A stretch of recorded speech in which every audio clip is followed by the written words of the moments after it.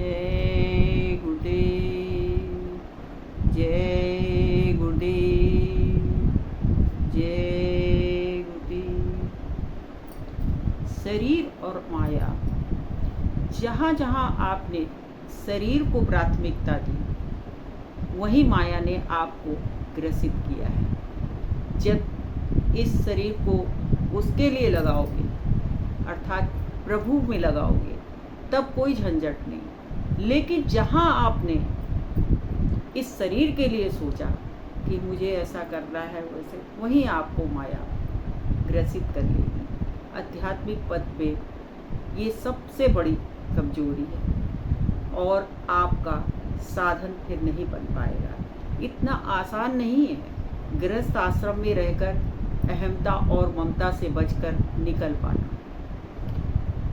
ये उतना ही कठिन है जितना कि आप कल्पना भी नहीं कर सकते। एक साधक से कभी आप पूछ करके देखना कि उसने गृहस्थ आश्रम में रहकर इनसे कैसे पीछा छुड़ाया है। हर सेकंड माया खड़ी है आपको भक्ति रास्ते पर व्यवधान डालने। भाई, काल आपको इतनी जल्दी प्रभु के पास कैसे जाने दे सकता है। जीव का सारा आवागमन ही छूट जाएगा। अगर वो प्रभु भक्ति में लग गया तो फिर दोबारा जन्म लेना और फिर मरना, ये सब उसका छूट जाएगा। ऐसी स्थिति में कौन चाहेगा कि कोई भी जीव इस गृहस्थ आश्रम में से छूटकर या माया से छूट करके अपनी प्रभु की भक्ति कर सके। आप इस तरीके से समझ लीजिए कि जैसे कोई व्यापारी है, वो व्यापार कर रहा है तो वो घाटे का सौदा क्यों करेगा। इसी तरीके से माया है जो कि कभी नहीं चाहती कि जीव इस बंधन से मुक्त होकर के आगे प्रभु भक्ति में लगे। उसका तो सिर्फ यही काम है कि आपको कैसे इस माया जाल में बांधे रखना और गृहस्थ आश्रम में रह करके उसी में फंसे रहना, उससे बाहर नहीं निकल पाना।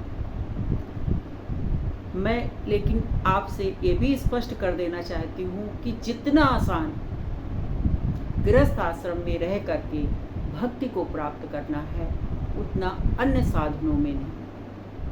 कठिन है, उसके लिए कठिन है जो पल पल में अपने मन को इधर उधर लगाने में सक्षम है और जिसको भक्ति ने एक बार जरा सा भी स्पर्श कर लिया है, अर्थात छू लिया है उस प्रभु ने, उस गुरु ने, उस परमात्मा ने, तो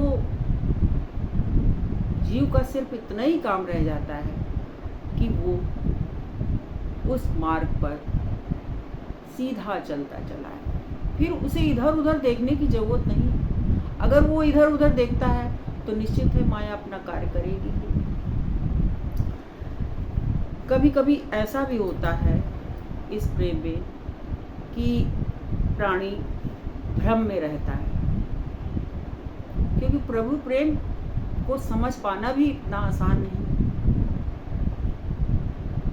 अमूमन ये देखा गया है कि जब आप भक्ति करते हैं तो आप सोचते कि मैं बहुत समय ईश्वर को देता हूँ और इतने समय इतना व्रत पूजा पाठ मैं करता हूँ, अर्थात मैं बहुत बड़ा भक्त हूँ। यही छोटा सा भाव ही आपको भक्ति में नीचे गिराने के लिए काफ़ी होता है। जब तक प्रभु प्रेम का भाव आपको स्पर्श नहीं करेगा, भाई, तब तक मेरे शब्दों से तो आप इतना ही समझिए कि जिस दिन उसके प्रेम का स्पर्श आपको होगा, आप वो इस संसारिक चीज़ें सभी भूल जाएंगे। सब कुछ आपको नश्वर सा लगेगा, चाहे वो सुख हो, दुख हो, मान हो, सम्मान हो, हानि हो, लाभ हो, अमीरी गरीबी, किसी प्रकार का द्वंद्व आपके मन में नहीं रहेगा। ये सारे द्वंद्व वही समाप्त हो जाएंगे जिस दिन ईश्वर की सच्ची भक्ति से आपका सामना हो। कितनी भी बड़ी हानि हो जाए, कितना भी बड़ा आपका अपमान हो जाए, आपको जरा सा भी महसूस नहीं होगा, क्योंकि वहाँ पे शरीर की जो प्रमुखता है वो समाप्त हो जाती है। वहाँ जो हो रहा है ईश्वर की भक्ति में हो रहा है, ईश्वर के लिए हो रहा है। फिर इस शरीर का वहाँ कोई मूल्य नहीं रह जाता है, ना ही इस शरीर को वहाँ कुछ समझता है जीव, क्योंकि वो अपने संपूर्ण व्यक्तित्व को, अपने संपूर्ण अस्तित्व को प्रभु में समर्पित कर चुका होता है। वो स्थिति प्रेम की होती है। तभी आप समझना कि आप ईश्वर से प्रेम कर रहे हो, वरना किसी धोखे में मत रहना कि आज मैंने भक्ति की और मुझे आज ये सुख प्राप्त हो गया। वो सुख ही आपको भ्रमित कर देगा, वो सुख ही आपको माया की ओर खींच के ले जाएगा और आपको पता भी नहीं चलेगा। इसलिए जब आपकी ये स्थिति उस प्रभु के प्रेम में हो जाए कि कितनी भी आपके अंदर दुविधाएं पैदा हों, पर उन दुविधाओं में आपका मन समर्पित ना हो, आपका मन सिर्फ उस भक्ति में ही समर्पित रहे कि जो ईश्वर दे रहा है वो वही दे रहा है, वो जाने इसका परिणाम क्या होगा। अच्छा देगा तो सही, बुरा देगा तो सही। इस तरीके का प्रेम जब आपके अंदर जागृत होगा तब वही सच्चा प्रेम कहलाएगा, वही प्रभु प्रेम कहलाएगा। तभी इस तरीके के भाव को आप भक्ति का भाव कह सकते हैं। वरना अगर इसके अतिरिक्त आप कुछ भी मन में द्वंद्व चल रहा है तो इसका आशय सिर्फ इतना है कि अभी आपकी भक्ति कच्ची है, उस पर अभी आपको और काम करना है। भाई जब इस संसार में परमात्मा से बढ़कर कुछ है ही नहीं,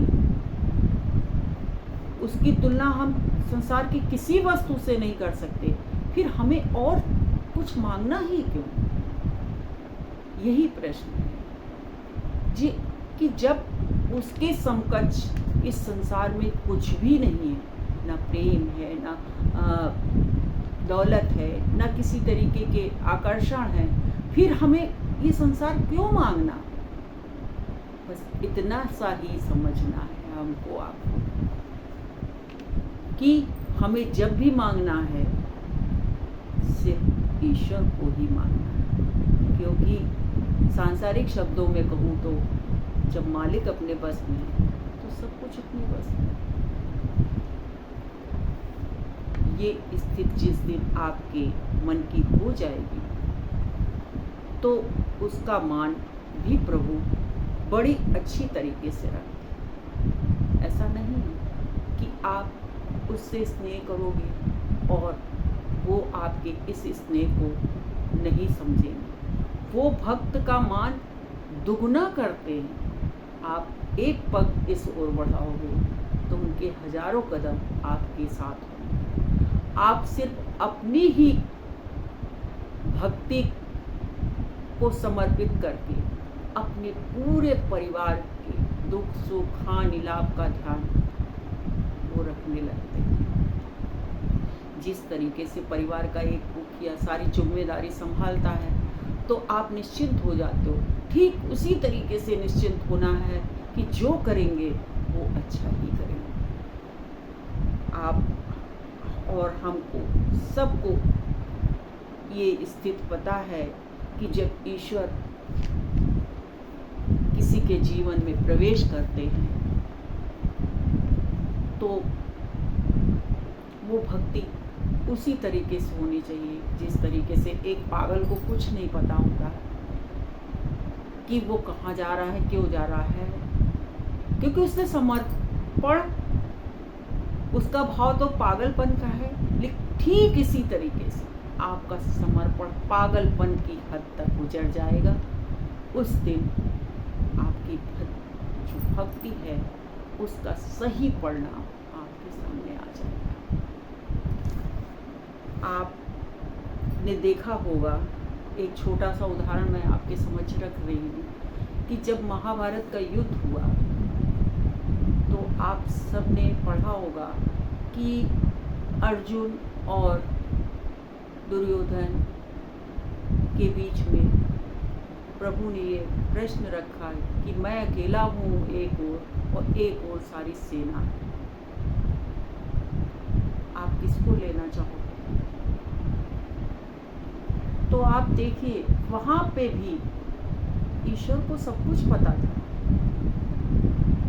कि कौन भक्त है और कौन अभी द्वंद्व में फंसा हुआ, अर्थात संसार में फंसा, अर्थात माया से ग्रसित। प्रभु को सब कुछ पता था। लेकिन जब ये प्रश्न अर्जुन के सामने आया तो अर्जुन ने भी ठीक उसी भक्त की तरीके से जवाब दिया, समर्पित भाव से, कि मुझे तो सिर्फ आप चाहिए। और जब उन्होंने उनको मांगा तो प्रभु ने इस संसार को और हम जैसे प्राणियों को ये दिखाया कि भक्ति ये होती है। अगर वो उस भक्ति की मान का वहाँ पे ध्यान नहीं रखते तो शायद संसार के सामने ये दृष्टिगोचर ही नहीं होता कि अर्जुन की भक्ति किस तरीके की थी। फिर आप सभी जानते हैं उस कहानी कि किस तरीके से भगवान ने उनकी इस मान का सम्मान किया और उनकी रक्षा की। मैं आपसे बहुत कुछ ना कहते हुए सिर्फ इतना कह सकती हूँ कि जहाँ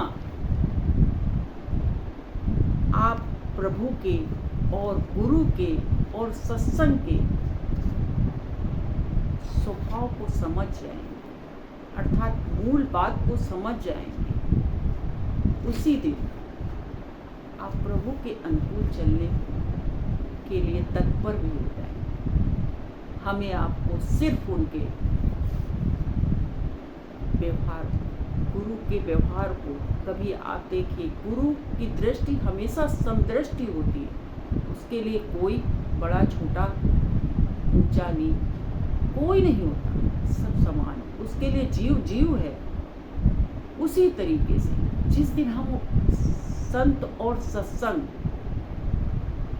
को अपने जीवन में धारण कर लेंगे, अर्थात उसकी गहराई को समझ लेंगे, उसी दिन हमारे और आपके जीवन का सूर्योदय। जय